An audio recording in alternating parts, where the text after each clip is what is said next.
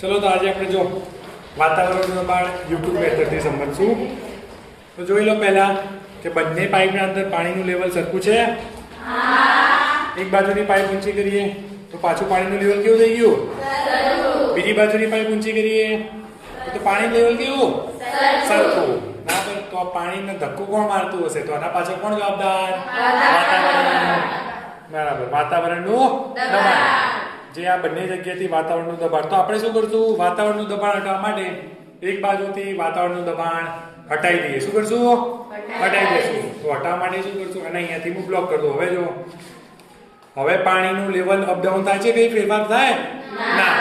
એની જગ્યાએ હું આ પાઇપને છૂટી મૂકી દઉં તો પાણી બહાર નીકળે છે? ના. કેમ? કારણ કે આપણે શું કર્યું? એક બાજુ વાતાવરણનું દબાણ હટાવ્યું, શું કરી નાખ્યું? શૂન્યાવકાશ. શું કર્યું? શૂન્યાવકાશ. બરાબર. હવે જો હું ફરીથી ત્યાંથી હાથ હટાવી દઉં તો જો પાછળ બંને લેવલ બેલેન્સ થઈ ગયા.